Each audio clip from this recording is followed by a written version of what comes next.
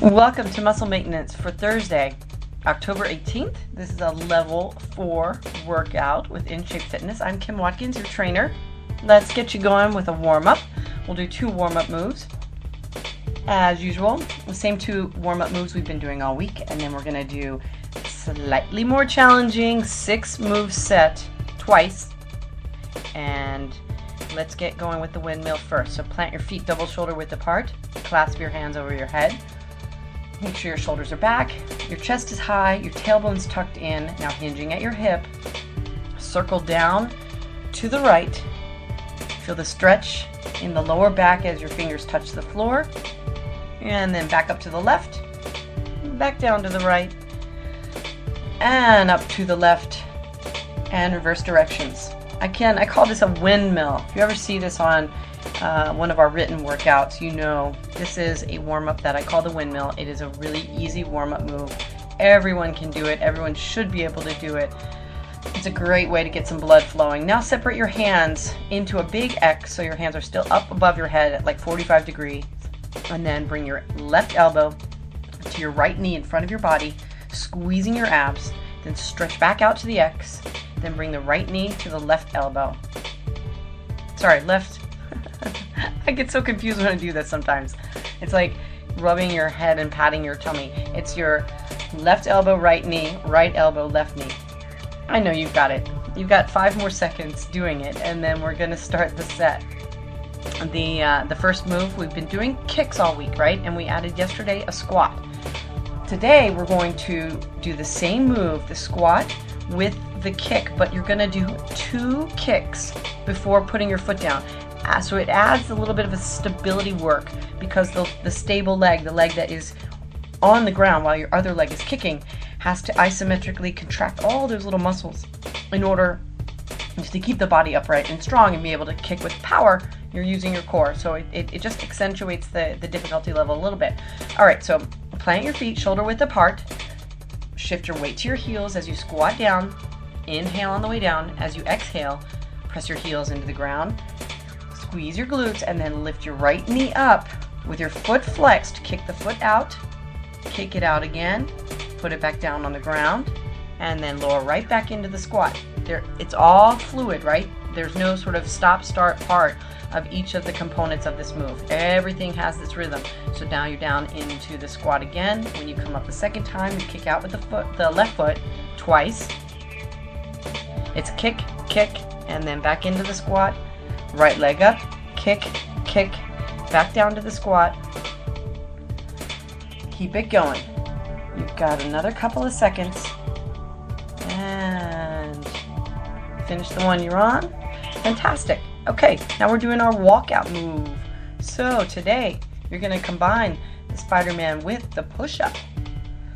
We actually did this sequence a couple weeks back, and I really, really love the way this feels. So you're going to put your hands on the ground, bending over, keeping your back straight, bending over, hinging at your hip. Walk your hands out to push-up position. Now, as you lower your body for a push-up by bending your elbows, you're going to bring that right knee around to the side towards the right elbow. As you push up, extend your leg back to push-up position. And then on the second push-up, lower back down. Your left knee comes around to the left elbow. Squeeze those side abs. Push back up, return your leg back to push-up position. Okay, let's do one more on the right. And we'll do one more on the left. Very good. All right, now we're going to get back into this is the bird dog position, or in parlance that you might be familiar with, it's just hands and knees position, on all fours, on your hands, on your knees. And what you did yesterday was a bird dog crunch. Today, I call this a dog plank because you're in the doggy position right now, right? And what I want you to do is, in one fluid movement, lift up onto your toes, into plank, then back down to your knees. Back up to your toes, back down. Don't bang your knees on the floor. Gentle tap, or don't even tap if you must. Just come within an inch or so of putting your knees actually on the floor, but get them down there. Back to plank. Keep this going another 15 seconds.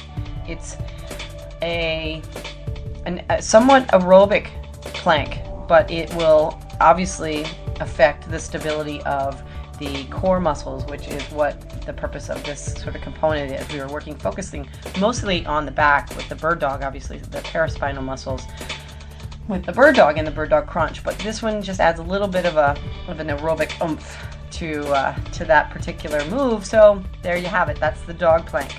Now lie down on your your left side, one side or another. Like yesterday, your knees make a right angle with your hip makes a right angle, hip joint, so your thighs are at the right angle with your torso, and then your lower legs are making a right angle as well. Excuse me, still dealing with that cold. Okay, so lift the right knee up, kick the right foot out, bend the knee, and put it back down. And keep that going. Squeeze up at the top and slowly do the kick. Unlike the kick that we did with the squat, I apologize for coughing. I really hate doing that, but I want to get through this workout with you. Okay, so when you kick out, you want to smooth out the movement and really control the move of your knee joint so that you can accentuate the lift up at the butt, right up at the hip joint. We're almost finished with this this segment. We're going to do a crunch on the bottom and then turn over to the left side to do the other leg lifts in just a second. Goodness, I am tongue-tied today, I think, or something. Okay, but go ahead and turn to your back now. Let's do a reverse crunch. That means that your legs are in the same position that they were in yesterday. Straight up, soles facing the ceiling. Then put your hands underneath your butt for stability of your lower back. Lower your legs down. Try to keep your legs straight. And lift back up. Lower them back down. And lift back up. You're doing great. Squeeze those lower abs. Use the front of your body. Your back can easily absorb the movement here because your front muscles aren't as strong necessarily as your back muscles, and that tends to be the case because even though our backs are tight and somewhat pained in lots of cases, achy, but the problem really is weak muscles on the front side. So squeeze those abs on the front and you will engage them a bit more. All right, let's turn your body over to the other side. On the right side, if you're doing the left knee, the left leg lifts, just switch sides from the other side you were on and make that 90-degree angle at your hip. Lift the knee and kick. 30 seconds. Then we're going to stand up, take a quick break, and do a second set. Good. Couple more seconds, 10 seconds in fact. Really squeeze up at the top. Focus on the sculpting of that gluteus medius muscle, the top part of the butt. Really squeeze it, get the knee up a little bit higher each time. And 3, 2, 1. Good. One set down, one to go. All right. Excuse me. Stand up. Plant your feet again. Shoulder width apart. Let's go back to the squat. The double forward kick. Get going. 30 seconds. All the way down. Remember to shift your weight to your heels as you squat down. Press your heels into the ground as you lift up. Squeeze your glutes. Lift the knee. Kick the foot out. Kick it again, and then back into the squat. You should be able to do at least 3 on each side, 3 kicks on each side if you're moving fairly dynamically, but take your time. You've got about 5 seconds left. You really want to make sure that your form is correct, and if for some reason you cannot do the double kick, feel free to go back and do what we were doing yesterday, the single kicks. Okay, let's do that walkout Spider-Man push-up again. So, and same thing here. If it's simply not possible, you don't have the strength to bring your knee around to the side as you're doing a push-up, forget the push-up part. Just do what we did yesterday, the Spider-Man, where you squeeze your side abs as you bring the knee around laterally to the same side elbow. But get yourself going in that walkout Spider-Man push-up. Remember, each one is a walkout. So after you do each side, you're theoretically doing 2 push-ups, then you walk your hands back and stand all the way back up and back down. 1 more probably will do it, and you're done. All right, so if you're already down on the ground, that's fine, just stay there. You're going to do the dog plank again. Get yourself into the hands and knees position for like a bird dog or a cat camel, like we did at the very beginning of the week. And lift the knees into plank, then back down. 30 seconds. Move dynamically, squeeze your butt muscles, and contract the back of the leg a little bit as you sort of stretch out. Kind of like a downward dog in that it's not super difficult in terms of the strength requirement, but if you focus on the control, the precision of your movement, you're going to exercise a greater proportion of muscular tissue. That, in effect, gives you greater metabolic burn, and that is the name of the game, especially with these short workouts that last, 10 or 15 minutes.